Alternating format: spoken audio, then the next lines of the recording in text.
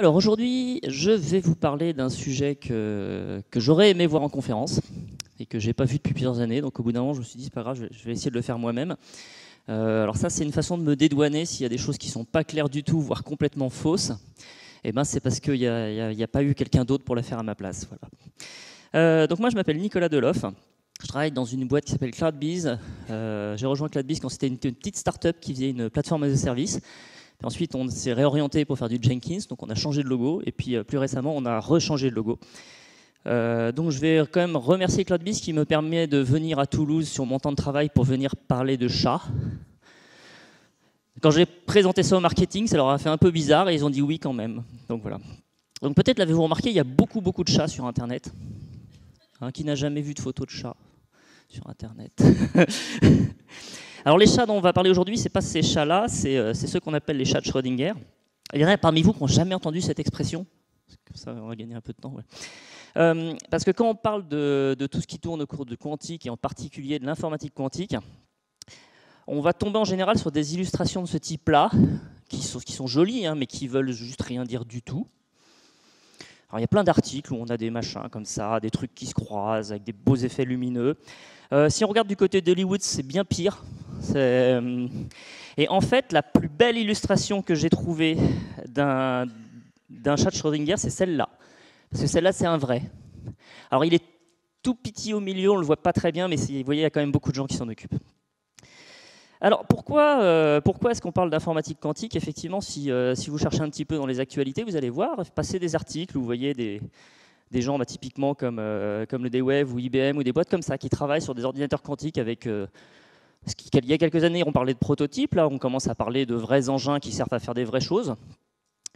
Et on va se poser la question de savoir du coup déjà pourquoi est-ce qu'ils s'embarquent dans des trucs pareils, que de toute évidence, c'est pas simple et puis ça progresse assez lentement quand même. Enfin, lentement, c'est assez relatif. La raison la plus évidente, ça c'est la courbe de répartition des fréquences des processeurs au fur et à mesure des années. Et bon, je pense que vous l'avez tous constaté, effectivement, on sait qu'on est arrivé à un plafond. Donc du coup, tout le monde cherche des moyens pour augmenter notre capacité de calcul. Alors il y a plein de possibilités, par exemple, il y a l'utilisation du calcul parallèle massif en utilisant les capacités des GPU, ce qui va être calcul vectoriel, choses comme ça. Et puis, il y a la promesse de cette puce magique qu'on appelle l'ordinateur quantique. Alors, si on regarde un petit peu les annonces qu'on va avoir, à chaque fois, on a toujours le journaliste qui essaye d'expliquer à Madame Tout-le-Monde ce que c'est qu'un ordinateur quantique, en disant que c'est une machine qui va pouvoir faire plusieurs calculs en même temps, en une seule opération, et on n'est pas beaucoup plus avancé. Alors, si on regarde un peu dans les papiers de recherche, donc je vous rassure, je vais vous montrer quelques images comme celle-là. Moi, je n'ai lu que les introductions, parce qu'après, il y a des maths. Et en fait, juste non. Il y a bien des symboles qui me rappellent des trucs, là, mais à part ça... et donc, dans ce papier, c'est un papier qui date de 98 et qui explique, en fait, qui démontre en fait, que certains calculs peuvent être résolus de manière plus rapide par une approche quantique que par tout calculateur traditionnel, quelle que soit la vitesse à laquelle on puisse le faire tourner. C'est-à-dire qu'on s'est démontré effectivement qu'il y a des choses où, en gros, on va pouvoir avoir, si on trouve des moyens techniques pour améliorer nos ordinateurs actuels, on va pouvoir linéairement aller plus vite. Mais il y a quand même d'autres solutions qui iront forcément plus vite que ça, qui sont les solutions quantiques. Alors pourquoi? Ça, c'est globalement ce qu'on appelle un bit. Un truc, il est éteint ou il est allumé. 0, 1, ouvert, fermé, voilà. C'est ce sur lequel on a basé l'informatique. L'informatique quantique est basée sur un phénomène assez bizarre qu'on appelle la superposition d'états. Ce qu'on traduit souvent en disant qu'un machin est dans deux états à la fois, c'est le fameux chat qui est mort et vivant. Alors quand on commence à rajouter des concepts de vie, ça perturbe, donc on va arrêter avec les chats. Je vais juste mettre des images de chats parce que c'est quand même... Mince, pour une fois, je peux mettre des images de chats. Mais bon, l'idée, c'est vraiment ça, c'est de se dire, en fait, un concept qui, pour nous, à notre échelle, est quelque chose qui a une existence tangible, même quand on ne le regarde pas. À l'échelle atomique, à l'échelle des particules, on va pouvoir avoir des particules qui cumulent deux valeurs, ou même plusieurs valeurs, et qui vont pouvoir avoir des interactions dans lesquelles ces deux valeurs ont du sens à n'importe quel moment, tant qu'on n'est pas arrivé à une observation. Ça donne des choses très, très surprenantes. L'effet le plus immédiat, c'est que quand on va vouloir faire une mesure, on va perdre une partie de cette diversité qui était présente dans la particule. On va en gros être capable de révéler, c'est que si effectivement elle a une certaine probabilité d'avoir cette valeur-là, on va détecter avec cette probabilité cette valeur-là. Mais c'est de la probabilité, c'est-à-dire qu'on va être obligé de faire la mesure n fois pour vérifier l'information. On ne peut pas faire une seule expérimentation et se dire là, ça y est, j'ai tout. On est obligé de la répéter n fois pour tracer cette jolie courbe et se dire bah, effectivement, de toute évidence, il y a un truc au milieu là. Mais ça ne veut pas dire que sur une mesure expérimentale unique, on n'aura pas une valeur de 19. Alors, je ne vais pas essayer de vous expliquer plus fondamentalement ce que c'est, parce qu'il y a des gens qui font ça très très bien sur Internet. Donc là, c'est la chaîne YPensée. Il y a aussi Science Étonnante qui a fait plusieurs sessions sur le sujet. Donc si ça vous intéresse, franchement, allez voir ces vidéos. C'est quelque chose qui a été théorisé pendant tout le XXe siècle. Il y en a qui savent qui c'est ce monsieur? Je vais vous aider. Hein. Si je vous mets ça, c'est mieux? Werner Heisenberg. Donc lui, c'est pas le, enfin c'est l'autre Heisenberg. Lui. C'est celui qui a énoncé ce qu'on appelle le principe d'indétermination, qui a été mal traduit en principe d'incertitude. Alors c'est génial la notion de principe d'incertitude parce qu'on se dit on ne sait pas. Il y a un peu Majax qui arrive là, qui fait apparaître des particules. L'idée, elle n'est pas là. L'idée, c'est qu'on ne peut pas déterminer strictement toutes les valeurs d'une particule. En général, on prend l'exemple d'une particule qui a une certaine position et une certaine vitesse. Si on veut connaître sa position, pour mesurer de manière fiable sa position, on va être obligé de lui balancer un grand coup de laser dans la tronche pour voir est-ce qu'elle est là. Et si on fait ça, sa vitesse, on n'a plus aucune idée puisqu'on l'a complètement perturbée. Si on veut mesurer sa vitesse, en gros, on va être obligé de mesurer 2 intervalles de temps où elle est passée, mais du coup, on ne sait pas exactement où elle est. D'accord? Alors là, attention, c'est une analogie classique que je vous fais, c'est juste pour vous mettre un petit peu cette idée en tête. Là, c'est vraiment un phénomène fondamental. Il ne suffirait pas d'aller rajouter une petite radio qui fait bip bip sur la particule pour la suivre. C'est vraiment qu'on n'est pas capable d'obtenir cette information. Tout ça, ça découle, toutes ces découvertes découlent d'une expérience assez rigolote qui consiste à... Alors vous avez peut-être fait l'expérience en jetant des cailloux dans l'eau, de ce qu'on appelle les phénomènes d'interférence, où on voit, vous jetez 2 cailloux, ça fait des jolies petites vagues, et puis elles se croisent, et puis ça fait des trucs bizarres, et puis ça rebondit au fond de la piscine, enfin voilà, ce genre de choses. Là où ça peut être rigolo, c'est quand effectivement on fait passer par 2 trous, parce qu'on se retrouve avec la même source qui a généré une onde qui passe par 2 trous, donc ça fait, ces 2 parties de l'onde se diffusent et interagissent. Donc quand on fait ça, par exemple avec de la lumière, ça donne une très jolie figure d'interférence. Sur l'écran, on voit apparaître ça. Maintenant, la question est de savoir qu'est-ce qui se passe si, au lieu d'envoyer de la lumière, on envoie des chats. Alors l'impact des chats, alors bon, dans ce cas-là, ce n'est pas des chats, c'est des électrons qui sont utilisés. Au départ, vous voyez, on envoie 10 électrons. Donc ploc, ploc, ploc, ça fait des points. On se dit, bon, bah voilà, ils sont passés un peu au pif dans les trous, ils ont rebondi. Et puis au fur et à mesure qu'on envoie beaucoup d'électrons, on voit apparaître cette très étrange figure d'interférence. Je vous rappelle qu'on les envoie un à un. Hein, parce que la première fois, on en envoyait des paquets, ça fait ça, on s'est dit, oula, on va les envoyer un à un, on attend bien entre chaque pour être sûr qu'il est arrivé avant d'envoyer le suivant. Mais malgré tout, on a cette figure d'interférence qui apparaît. Et là, c'est là qu'on arrive à ce genre de discussion sur la dualité onde-corpuscule. Est-ce que la lumière est une particule ou une onde? Est-ce que du coup l'électron est une particule ou une onde? En sachant que ça a été fait aussi avec des ions. C'est-à-dire que vous avez un noyau atomique qui lui-même est constitué de plein de bordel, avec un certain nombre d'électrons qui tournent, on va dire tournent, autour. Donc ça commence à être quasiment du macroscopique là. Et ce truc-là fait ce genre de choses. C'est-à-dire que vous avez balancé votre ion argent. Alors on va reparler tout à l'heure des matériaux qui sont utilisés par les chercheurs, mais en général ils font ça avec de l'argent ou de l'or, du platine. Et donc il le balance comme ça sur un mur avec 2 fentes et l'ion argent il passe des 2 côtés et il interfère avec lui-même pour faire ces franges d'interférence. C'est assez perturbant. C'est d'ailleurs pour ça qu'on a mis quand même facilement 30 ans à établir des théories sur le sujet, à essayer de les interpréter. Les scientifiques se sont bien pris le chou à faire des expériences de pensée, le fameux chat de Schrödinger, pour essayer de comprendre, mais enfin, c'est juste pas possible, mais si, c'est possible, et ainsi de suite. C'est ce genre de choses, le fait qu'une particule va passer par plusieurs chemins, on va dire ça comme ça, même si c'est totalement impropre, va interagir avec elle-même, c'est ce qui permet d'avoir des choses comme l'effet tunnel. Alors, je voulais en parler de l'effet tunnel parce que j'ai trouvé cette super image du chat qui traverse le mur, ça n'a rien à voir avec mon propos, mais il fallait quand même que je la casse. Et du coup, on a ces particules qui peuvent avoir, dont on dit elles sont 2 choses en même temps. Au fait, elles sont ni l'un ni l'autre. C'est-à-dire que ce qu'on nous on appelle une particule, on pense forcément à la petite bille là qui se balade. On a beau vous dire, non, c'est pas une bille. Ouais, mais enfin quand même, c'est ça qu'on a en tête, parce qu'on est juste des êtres humains. Notre capacité d'imagination est limitée à ceux avec lesquels on a grandi. Donc des exemples, donc là, voilà, on a un chat à 2 couleurs. Alors par exemple, je ne sais pas si vous savez que le chat est à la fois solide et liquide, c'est-à-dire qu'il s'adapte à la forme de... Ou alors il peut être de 2 espèces différentes. Enfin, il y a eu beaucoup d'expériences sur le lancer de chat.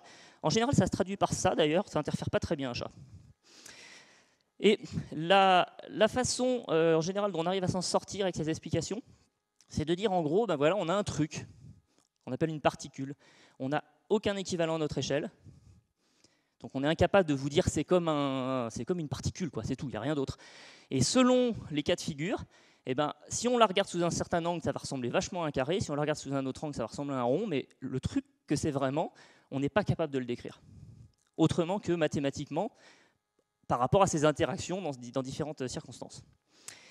Alors, c'est ce qui fait que Richard Feynman a quand même sorti cette phrase assez intéressante. Je crois pouvoir affirmer que personne ne comprend vraiment la physique quantique, sachant que dans personne, c'est-à-dire qu'il s'inclut lui-même. Sachant que c'était quand même un prix Nobel qui a fait énormément de vulgarisation sur le sujet. Parce que oui, on ne comprend pas au sens où on n'arrive pas à se faire une image mentale concrète de la chose. On peut accepter, surtout quand c'est les gens qui font vraiment les expériences, donc ils voient bien que ça se passe comme ça. Donc on finit par l'accepter. On finit par s'habituer au bagage mathématique qui permet de faire des prédictions, mais on ne perçoit pas la chose. Alors ça m'amène à une réflexion, du coup, quand on parle de mécanique quantique, quand on parle de théorie physique. On a tendance, grand public, à plutôt y voir une tentative d'explication. C'est en général ça qui pousse quand même à théoriser les choses. Mais ce qu'il y a derrière, c'est surtout une capacité de prédiction, de mathématisation du monde. Et la mécanique quantique, c'est vraiment son point fort. C'est que c'est une théorie dont le niveau mathématique est particulièrement élevé, qui arrive à faire des prédictions. Alors je ne sais plus à combien de décimales ils arrivent sur leurs prédictions, mais c'est juste hallucinant. On a beau essayer de la pousser dans les derniers retranchements à des expériences toujours plus précises. Quand on vous prédit quelque chose à 9 décimales près et qu'on arrive pile à 9 décimales, il y a un petit delta derrière, mais après on arrive dans les marges d'erreur de l'expérience, on se dit, bon, bah là quand même il y a un truc, quoi. Donc c'est vraiment ça la mécanique quantique. Et alors, un exemple par exemple, c'est la loi de Kepler, qui décrit les orbites des planètes sous forme d'ellipse. En gros, c'est de l'observation, on prend la position des planètes et des choses comme ça avec une longue vue, et puis au bout d'un moment, on se dit, bah, ça fait un joli rond, enfin non, pas vraiment un rond, tout ça, puis à force, on finit par se rendre compte que oui, ce sont des ellipses, mais on n'a aucune idée du pourquoi. C'est Newton, après, qui a permis de se rendre compte que oui, ce sont des ellipses, parce que en fait, c'est une chute libre qui fait une trajectoire elliptique. Donc c'est la notion comprendre pourquoi, qui en général vient parce qu'on a établi une autre théorie, c'est toujours un petit peu une course en avant. Dans le cas de la mécanique quantique, quand on parle d'une particule, une façon un peu simplifiée, mais enfin qui donne un peu les idées, de décrire un état quantique, c'est de considérer cette représentation sur ce qu'on appelle une sphère de blocs, où on a 2 composantes, donc les 2 angles que vous voyez ici, qui sont une composition d'un état vers le haut, ce qu'on appelle l'état 0, donc la notation bras, machin, quête, ça s'appelle braquette, comme ça, parce qu'il y a des opérateurs associés, ça correspond à définir un état quantique. Donc l'état 0, ben, c'est je pointe le z vers le haut, l'état 1, c'est je pointe le z vers le 1. Et en fait, une particule, elle est dans une composition de ces 2 états. Donc on a effectivement un angle azimutal et un autre angle ici qui viennent interagir, donc avec des notions de phase et des choses comme ça. Sachant que ce sont des nombres complexes, parce que sinon ça ne serait pas rigolo, donc on se retrouve avec une jolie sphère. Et quand on fait une mesure, en gros, ce qu'on va faire, c'est qu'on va privilégier un axe pour lequel il y a une certaine interaction qui opère. Donc en gros, vous prenez votre sphère, vous la faites passer dans un hachoir comme ça, et le vecteur qui avait une certaine position sur la sphère, eh ben, il va bien falloir qu'il choisisse. Et il s'avère que en fait, la probabilité qu'il choisisse le haut ou bien le bas, puisque pendant la mesure, en gros, on le force à choisir, la probabilité qu'il choisisse l'un ou l'autre va dépendre des angles considérés. Donc c'est là effectivement que cette notion probabiliste apparaît. Alors la chose qu'il faut retenir, c'est que lorsque on fait cette mesure, on oblige notre sphère à passer à travers cette grille. Alors c'est pas une sphère, mais enfin là je fais des raccourcis hallucinants, hein, je vais me faire taper. Lorsqu'elle passe à travers cette grille, effectivement, le vecteur maintenant il est soit tout en haut, soit tout en bas. Il n'a pas été conservé. On a modifié la particule pour être capable de la mesurer. Donc on ne peut pas se dire, bon, maintenant que j'ai mesuré comme ça, je vais remesurer autre chose. C'est la même problématique que mesurer à la fois la vitesse et la position. Voilà, donc on va parler de sphères et de chats dans des sphères. Et Donc c'est là que M. Feynman dit tadam, parce que M. Feynman, non seulement il avait, comme tout le monde, il n'avait pas compris la mécanique quantique, mais en plus il s'était permis d'imaginer des choses en plus. Et par exemple, en 81, il écrit un petit papier dans lequel il dit c'est quand même compliqué en gros de faire des simulations mathématiques de mécanique quantique, sachant que en fait, le meilleur moyen de les simuler, c'est d'utiliser des choses qui sont elles-mêmes quantiques, qui vont nous permettre en gros dont on sait qu'elles vont avoir le même comportement qu'un autre système quantique. Et donc il a eu cette idée de faire en gros ce qu'on appelle un simulateur quantique. Ce qu'il a appelé en fait un calculateur quantique, parce que le but du jeu, c'est de faire des prédictions. Donc ça, c'est la naissance de ce qu'on appelle maintenant un ordinateur quantique, parce qu'à l'époque, effectivement, le but était un but de recherche fondamentale. C'est lui vraiment qui a posé les bases de ces travaux. Alors, là, pour l'instant, on parle un peu de théorie. Maintenant, en vrai, à quoi ça ressemble? Donc on va devoir trouver une particule, un truc, qui a un comportement quantique. Alors ça tombe bien, parce que en fait, toutes les particules ont un comportement quantique, donc on a l'embarras du choix, sur lequel on va pouvoir utiliser cette capacité à superposer des 1 vers le haut et des 0 vers le bas, moi que ce soit l'inverse, je ne sais jamais, peu importe, la superposition de ces deux états, et qu'on est capable de les manipuler, c'est-à-dire qu'on va pouvoir faire des opérations dessus, parce que le but du jeu, c'est pas juste de mettre des 0 et des 1, le but du jeu, c'est de les manipuler, et puis d'en extraire à la fin une information, on va en reparler un petit peu après. Donc ce que vous voyez là-haut, en haut à gauche, ce sont des ions qui sont piégés dans un champ électrique, un champ tournant, comme ça le truc il passe son temps en lévitation magnétique. En général, on les refroidit par laser, enfin ça donne des jolies images comme ça. Donc là, on voit effectivement la trace des différents ions les uns à côté des autres qui attendent qu'une chose, c'est qu'on fasse des calculs avec. Ce qu'on voit ici, c'est une jonction Josephson. Donc là, effectivement, là, en gros, on a un puits électromagnétique qui fait qu'effectivement, on a ce genre d'effets quantiques qui apparaissent. Celui qui est en bas à gauche, c'est un diamant dans lequel il y a des impuretés qui en font un diamant rose. Et il s'avère que dans le cristal de diamant qui a ce type d'impureté, il y a des endroits où il y a des trous qui ont un comportement de type quantique. Donc voilà, donc vous vous retrouvez avec sur votre note de frais des commandes de diamants, c'est intéressant. C'est un métier, la recherche en mécanique quantique, qui peut être assez lucratif parfois. Je ne comprends pas comment ils n'arrivent pas à en détourner quelques-uns.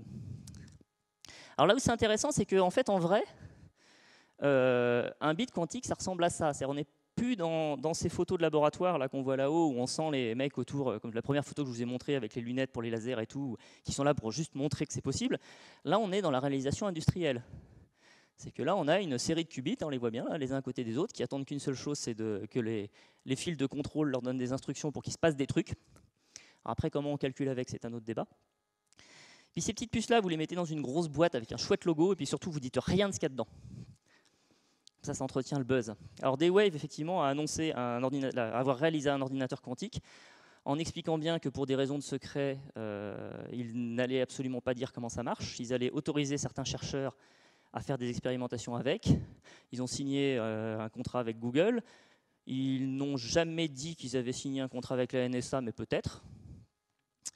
Et effectivement, une des raisons pour lesquelles on pense que c'est vraiment un ordinateur quantique et pas un coup de bluff, c'est qu'il s'avère que les chercheurs qui ont eu l'occasion de jouer un petit peu avec se sont rendus compte qu'il était moins rapide qu'un ordinateur classique. Ce qui ne peut être expliqué que par le fait qu'il fonctionne différemment, que c'est vraiment un prototype de quelque chose de nouveau. Alors après, quand on regarde un petit peu, alors ça c'est des images, je suis plus tout à fait sûr, je crois que c'est des images IBM.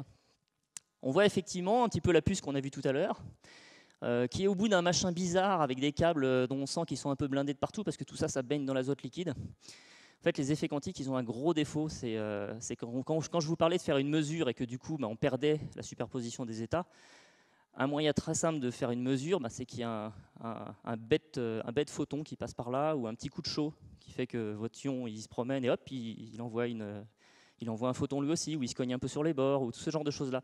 Donc pour avoir la difficulté, c'est d'avoir des états stables. Ce qui veut dire refroidissement, mise sous vide, ce genre de choses.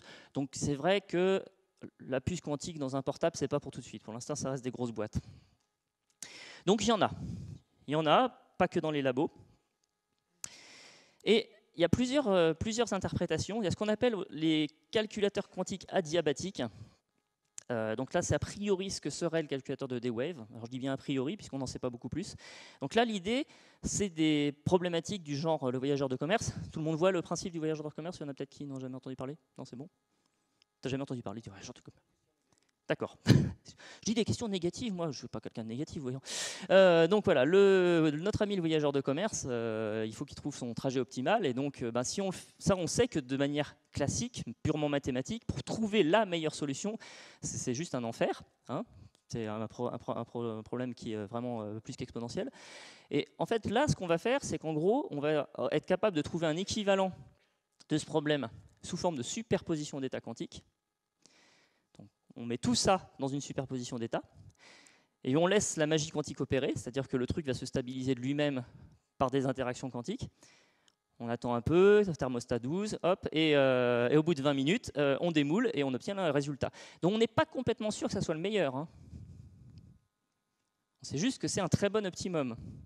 Donc on recommence 2-3 fois. Parce que je vous rappelle, de toute façon, comme on a un résultat probabiliste, on peut être complètement en dehors de la courbe. Mais enfin, c'est pas grave, on peut recommencer. Si on sait que le calcul traditionnel de cette même valeur prendrait 100 000 ans, on peut se permettre de faire une petite semaine de calcul quantique. Donc voilà les travaux d'IBM sur ce qu'on appelle un calculateur quantique universel. Donc celui-là aussi, là, on le voit que de toute évidence, le capot qui va contenir l'azote liquide, il a l'air un peu lourd. Il y a pas mal de choses qui se promènent là-dedans. Et alors c'est là qu'on va passer à la démo, parce que oui, il y a même des démos. Alors je vous rassure, je n'ai pas amené un qubit avec moi. Je sais bien qu'il y a des qubits par ici qui traînent, mais ce n'est pas les mêmes. Donc ça, c'est l'IBM Q Experience, c'est-à-dire qu'ils ont mis en ligne un outil pour programmer leur ordinateur quantique. On a la possibilité de le faire tourner sur un simulateur ou sur leur vrai ordinateur, sous réserve qu'on soit enregistré et qu'on ait un créneau de temps. Et donc ici, on a 5 qubits et une opération d'extraction de données. Et donc, on a des choses qu'on va pouvoir faire. Donc, par exemple, ici, j'ai un opérateur X, que tout le monde connaît, bien sûr, l'opérateur X. Donc, l'opérateur X, ça consiste à faire une porte de Pauli à rotation de pi. Voilà. Parce que, rappelez-vous, on a cette sphère. Imaginez, on va dire, on fait un calcul sur un seul qubit. Ça n'a pas grand intérêt, mais bon, pour l'instant, on va se contenter de ça. On a une donnée initiale. On se dit il faut qu'il soit dans l'état 0. Donc hop, on le pointe vers le haut. Et puis à un moment, on se dit on va vouloir le combiner avec autre chose. Donc il faut qu'on le mette dans une superposition d'états entre 0 et 1. Donc notre flèche vers le haut, il va falloir qu'on la tourne. Et ça, c'est effectivement une notion de rotation de la sphère. Donc c'est pour ça qu'on retrouve ces opérateurs qu'on a ici, X, Y, Z, qui sont des rotations simples. Puis après, on a des choses un peu plus rigolos. Il y a celui-là, par exemple, il fait quoi déjà le H? Je ne sais plus. Il fait une inversion des axes Z et X avec une normalisation, et pour ça qu'il y a des racines de 2 là, qui se promènent au passage. Donc vous voyez que ce n'est pas exactement des boucles for en Python, hein, même si les boucles for en Python, on peut les faire à l'envers. J'ai appris ça hier. Je ne sais pas à quoi ça sert, mais là, j'en sais rien si on peut faire des boucles à l'envers, parce qu'on ne fait pas de for, en fait. On fait des rotations d'axes, des superpositions bizarroïdes. Donc, bon, c'est un peu perturbant. Alors là, le plus, je me suis demandé ce que c'était le plus. Alors, on va essayer ensemble. Donc là, de toute évidence, il peut interagir sur tout le monde, sauf sur le 3. Ne me demandez pas pourquoi. Bah si, parce que le 3, en fait, c'est une entrée stricte. Et alors celui-là, c'est une porte non contrôlée. Alors là, peut-être que ça vous parle un peu plus. Est-ce qu'il y en a parmi vous qui ont vu le quickie tout à l'heure où le présentateur s'amusait à créer des portes logiques avec des valves d'orgue, des trucs en bois, il soufflait dans ses pailles, c'était très rigolo. En fait, si on regarde, une porte NAND, ce qui est la base de toute l'électronique moderne, c'est symbolisé comme ça, hein, c'est qu'en gros, on fait un A et un B, et puis le résultat est inversé, parce que la raison pour laquelle le résultat est inversé, c'est parce que ça, en fait, en électronique, ça s'implémente comme ça. Il faut 2 transistors et quelques résistances autour, parce que... Donc vous êtes peut-être au courant, il y a plein de transistors dans nos processeurs, parce qu'en fait, des trucs comme ça, on en empile des quantités astronomiques. Mais il y a énormément, mais quasiment que des portes NAND. On a appris à faire de la logique avec des portes NAND. Et moi, du coup, c'est ça qui me plaît, c'est que dans tout leur bordel, là, il y en a au moins une que je connais. Alors, moi, tout seul, je ne vais pas aller très loin avec ça, hein, mais après, il y a des gens qui font des thèses dessus et qui, du coup, ont appris à faire des choses avec ça. Alors, on va revenir au slidomètre. Pouf. Alors, une utilisation de l'informatique quantique, c'est typiquement la cryptographie. Donc, le fait que Alice veuille discuter avec Bob sans que Eve puisse les écouter. Il y en a parmi vous qui ont eu un Alice quand ils étaient jeunes? Ouais, copain. Bon. Alors, aujourd'hui, la crypto, enfin une bonne partie de la crypto en tout cas, se base sur ce qu'on appelle les fonctions à sens unique à brèche secrète. C'est-à-dire, bon, on va l'expliquer plus concrètement. Alors, est-ce que vous savez qui c'est ces gars-là? Si je vous dis RSA, ça vous aide? Voilà, donc moi je ne sais jamais, c'est Ron Rivest, Adi Shamir et Len Adelman qui en 1977 ont créé le protocole RSA et ont démontré sa fiabilité sous réserve qu'on puisse respecter certaines propriétés mathématiques. Donc leur idée, effectivement, c'est de se dire, si on prend une formulation mathématique qu'on sait calculer, mais qu'on sait être extrêmement difficile, mais vraiment extrêmement difficile, c'est un concept mathématique très très bizarre, le extrêmement difficile, d'inverser, sauf si on connaît un truc en plus. Et là, ça devient raisonnablement facile. Alors, la notion de complexité en maths, c'est déjà un truc un peu pas super simple. Alors qu'en plus on rajoute des nombres premiers là-dedans, ça devient compliqué. Donc si vous regardez un peu à quoi ça ressemble, par exemple une clé RSA, déjà vous tapez le man d'OpenSSL parce que l'interface utilisateur d'OpenSSL c'est quand même pas bref quoi. Et donc ça c'est le début de ma clé privée. Je vous rassure, je l'ai changé entre temps. Dans lequel effectivement on a des trucs bizarres, on a un exposant, deux nombres premiers, prime 1, prime 2, un coefficient, un module. Qu'est-ce que c'est que ce bordel? Donc si vous voulez écrire vous-même votre clé SSA, c'est pas compliqué. Vous prenez deux nombres premiers, grands. Alors il s'avère que on sait assez facilement trouver des nombres premiers grands. Il y a des méthodes en fait qui existent pour en trouver. On les multiplie ensemble, jusque là ça va. On appelle ça le module. Ensuite, on calcule leur indicateur de l'air, c'est pareil, c'est une multiplication. On choisit un exposant qui doit être premier avec le nombre de l'air. Donc là, c'est pareil, il faut chercher un peu, mais on trouve. Et puis, on calcule l'inverse du modulo, machin. Enfin, vous voyez, c'est des opérations mathématiques qui ne vont pas très loin. La plus grosse difficulté étant de trouver des nombres premiers assez grands au départ. Voilà. Et ça, en fait, on vous dit, si vous avez N et E, c'est ce qu'on appelle la clé publique, vous pouvez signer des choses. Par contre, vous ne pourrez jamais retrouver la clé privée. Nombre D. Sauf si vous êtes super fort et que vous arrivez par un moyen magique à dire en fait N, puisqu'il est dans la clé publique, N, je suis capable de le factoriser en deux nombres premiers parce que je suis balèze en calcul de nombres premiers. Et en fait, tout le secret de RSA, c'est de dire c'est quand même super compliqué de faire de la décomposition en nombres premiers. C'est-à-dire quand même toute nos sécurités est basée là-dessus. C'est-à-dire que si vous avez demain matin un chercheur qui publie un papier en disant il a trouvé une super méthode ou une propriété bizarre des nombres premiers qui permet tout d'un coup de faire un gain d'un facteur 100 dans le calcul des nombres premiers, vous n'avez plus qu'à couper votre carte bancaire en deux, quoi. Bon, sachant que ce mec-là, il travaille à la NSA. Alors les nombres premiers, c'est un truc bizarre. Je ne vais pas vous demander si vous savez ce que c'est qu'un nombre premier. Pour vous donner une idée à quel point c'est bizarre, il y a des gens qui se sont amusés à voir la répartition des nombres premiers en regardant en gros la nature du dernier chiffre.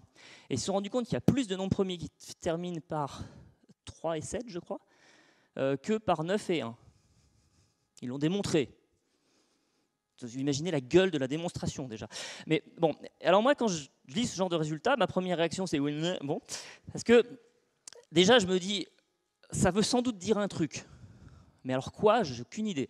Ensuite, je me dis, il y a des mecs qui bossent là-dessus, quoi. Je vais voir s'il y en a plus qui finissent par 7 que par 3. Et ces mecs-là, ils arrivent à le démontrer. Donc on n'est pas dans le même monde. Eux aussi, ils sont un peu quantiques. Alors après, on a des articles un peu alarmants. On va tous crever. Je vous l'ai dit, vous allez couper votre carte bleue en deux. Rassurez-vous, votre banque vous facture 15 € par mois parce qu'elle est assurée. Donc là, tout de suite, on a peur. Heureusement, on tombe sur des articles rassurants qui nous disent « Vous inquiétez pas, tout va bien, la NSA n'a pas encore son décrypteur universel. » Voilà, soyons tous tranquilles, cachés dans notre boîte. La raison, on l'a déjà un petit peu avant. Non, je n'ai pas vu ton panneau. La raison, on la connaît déjà un peu. C'est que pour coder ce genre de truc, il va falloir faire ces machins-là. On les voit bien, les porte-nandes, là. On les voit bien. Vous comprenez ce que ça fait? Je n'ai absolument aucune idée. Mais... et effectivement, après, il va falloir non seulement les composer, mais il va falloir aussi écrire des algorithmes. Et alors, les algorithmes, par exemple, il y en a deux qui sont connus. Voilà. On va aller loin avec ça. Alors, manque de bol, il y en a un, l'algorithme de Shor, il peut par exemple servir à faire de la factorisation des nombres premiers. C'est pas de bol, quand même. Le mec, il aurait pu travailler sur la recette de la quiche Lorraine, mais non. Et ça, en fait, l'idée, c'est de passer par ce qu'on appelle de la transformation de Fourier quantique. Je ne vais pas insister là-dessus parce que c'est juste chiant. Voilà, bref, qu'on n'aura pas le temps. Alors, il y a heureusement des gens quand même qui se disent, bon, ok, ça serait bien quand même qu'on trouve des sujets mathématiques dont la limite, dont la complexité ne soit pas liée à quelque chose qu'on ne sait pas démontrer. C'est-à-dire la difficulté de factoriser les nombres premiers, on ne sait pas la démontrer. On a des méthodes qui vont jusqu'à une certaine limite, mais on ne peut pas démontrer qu'il n'y a pas de meilleure méthode. Ce qui veut dire que cette limite serait fiable. Donc il y a effectivement des gens qui se réunissent, qui en parlent, qui publient des travaux, tout ça. Donc c'est ce qu'on appelle la réunion PQ Crypto, qui a pas mal grossi. Vous avez peut-être vu dans les changelogs de Google Chrome qu'ils ont intégré un de leurs algorithmes. Donc de temps en temps, quand vous faites un appel à Google en HTTPS, il y a une requête sur je ne sais pas combien qui utilise l'un de leurs algorithmes. Ça leur permet de voir si en vrai ça marche. Bon, rappelez-vous quand même, RSA, ça date de 77. C'est-à-dire qu'entre le moment où on a établi la théorie, où les gens ont eu suffisamment confiance et où on l'a utilisé pour échanger des secrets bancaires, il peut s'écouler un certain temps, qui peut être assez généreux, hein, sans même parler de la mise à jour du matos. Alors maintenant, si on veut quand même trouver un autre moyen pour faire causer Alice et Bob, c'est-à-dire des boîtes dans lesquelles on va être à l'aise. On va pouvoir utiliser un algorithme qui s'appelle le BB84 parce qu'il a été créé par, j'ai pas noté les noms, des gens dont les initiales sont en B et qu'ils ont fait ça en 84 parce qu'ils sont très très créatifs sur les noms des algorithmes, qui utilisent en général des photons. C'est bien les photons, ça passe dans des fibres optiques, et la phase des photons. Alors l'idée, c'est la suivante en fait, c'est que on va créer une clé qui va nous permettre de crypter les données qu'on veut échanger entre Alice et Bob. Donc on a besoin d'une clé qui va être privée, à usage unique le temps d'échanger un message, et qui doit être aléatoire pour que surtout personne ne la connaisse. Même Alice ne connaît pas sa propre clé, elle est dans son ordi. Donc on a un générateur aléatoire, ça tombe bien, avec des mécaniques quantiques, on sait faire des trucs aléatoires, qui va nous générer une suite d'éléments 0,1 à 0,1. Et on va s'en servir, on va polariser un photon. Donc si c'est 0, il va être polarisé comme ça, si c'est 1, il est polarisé comme ça. Vous voyez ce que c'est la polarisation de la lumière? C'est une onde électromagnétique, donc elle est orientée. Enfin, elle peut être orientée. Et on va la faire passer dans un filtre vertical ou un filtre horizontal. Donc selon la polarisation de départ, en gros, elle va peut-être un peu passer ou peut-être pas du tout passer. Rappelez-vous, c'est une superposition, donc on ne sait jamais trop si ça passe ou si ça passe pas. C'est toujours passer un peu et passer pas un peu.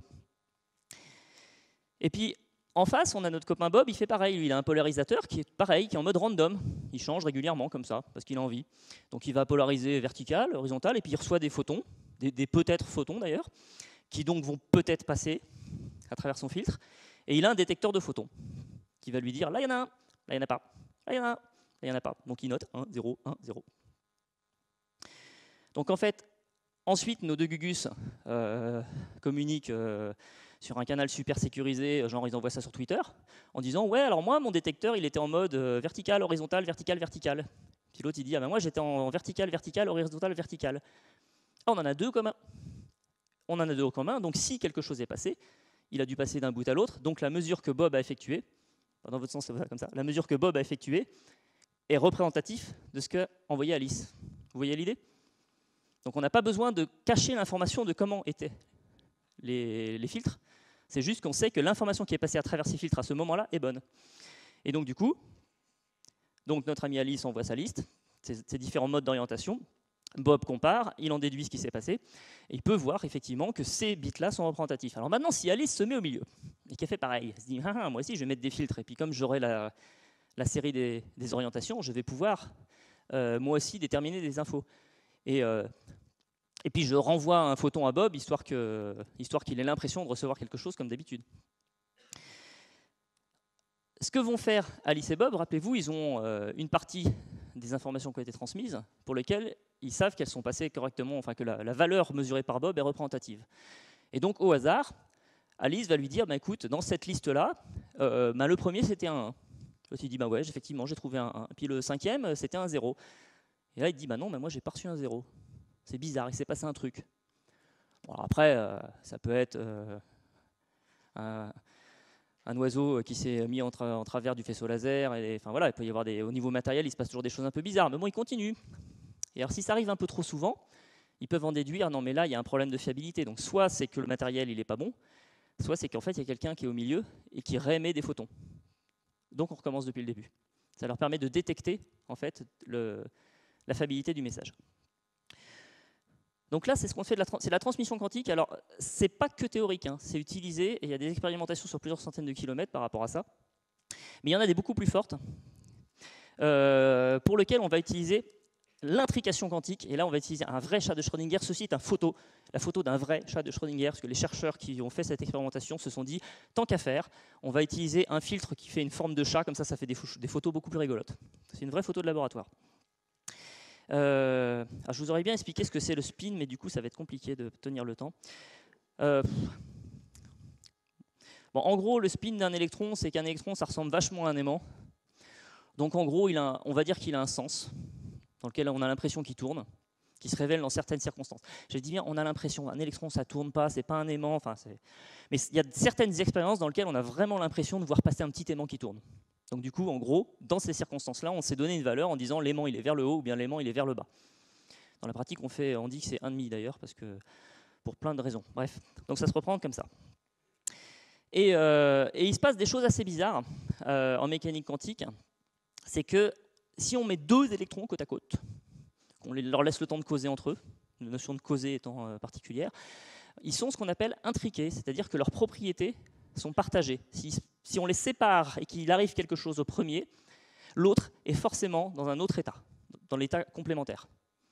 C'est-à-dire qu'on les sépare, je prends mes deux électrons, j'en envoie un à mon petit camarade là-bas au bout de la salle, qui le chope, et puis lui, il le met à côté d'un aimant, il me dit « Ah, le mien, il est vers le haut !» Je lui dis bah, « Le mien, il est vers le bas, c'est sûr, je vérifie, il est vers le bas. » Même si on est suffisamment éloigné pour que la vitesse de la lumière n'ait pas le temps de venir leur permettre d'interagir par un mécanisme magique qu'on ne connaîtrait pas. Alors, c'est un concept qui a posé pas mal de problèmes, entre autres à quelqu'un qu'on connaît bien, qui s'appelle M. Einstein, et à ses collaborateurs Polowski et Rosen, parce que ça ne lui plaisait pas trop l'idée que deux électrons puissent communiquer plus vite que la lumière, à grande distance. Mais pourtant, ça marche très bien, l'intrication quantique. Alors pendant longtemps, on s'est dit, je ne comprends pas comment ça peut marcher, enfin, que c'est juste pas possible, il doit nous manquer un truc. Il y a eu plein de théories pour essayer d'expliquer ça. En général, pour la plupart des gens, ça veut dire que c'est ce genre d'analyse-là qu'on a, c'est juste imbitable, ce truc-là. Jusqu'à ce qu'un jour, il y a un mec qui s'appelle Bell, qui a démontré en fait une propriété mathématique statistique qui dit si mes électrons, ils avaient déjà au départ, s'étaient mis d'accord sur l'orientation au moment où on les a séparés. Et donc c'est normal que si toi tu le reçois vers le haut, moi je le reçois vers le bas, ils s'étaient mis d'accord avant, les petits cachotiers. Et bien la courbe elle devrait être comme ça. Par contre, s'ils ont gardé leur superposition quantique, mais qu'elle est effectivement intriquée, la courbe elle devrait être comme ça. Il y a une subtile variation qui a été mesurée pour la première fois par Alain Aspect en 82 à l'université d'Orsay, et plus récemment, en 2015, elle a été mesurée en séparant les deux, c'était des photons dans ce cas-là, de 13 km. Ça commence à faire du chemin pour se dire que les trucs arrivent à se mettre d'accord. Et ça permet de faire un truc qui est génial, c'est la téléportation. Alors pas celle-là, hein. Ça c'est plus du domaine de la science-fiction. Alors la téléportation quantique, on va s'en servir et c'est utilisé aujourd'hui pour faire de la synchronisation entre des banques.